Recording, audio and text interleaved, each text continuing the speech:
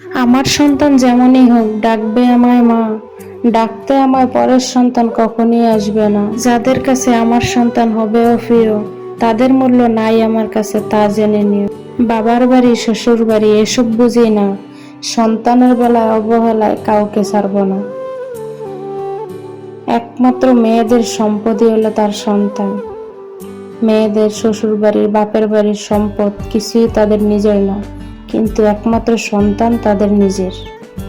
সে আজ হোক, কাল হোক, 10 বছর পরেই হোক, 20 বছর পরে হোক, অন্তত পক্ষে একবার হলো মায়ের কাছে আসবে, মায়ের কাছেই থাকবে, মা বললে ডাকবে। অন্যের সন্তান কখনই আসবে না। তাদের জন্য জান প্রাণ দিয়ে করলো, কখনো তারা মা বললে ডাকতে আসবে না।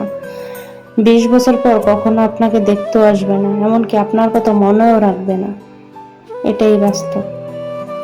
মেয়েদের সম্পদ বলতে এই দুনিয়াতে শুধু তাদের সন্তান ছাড়া কোনো সম্পদই নেই।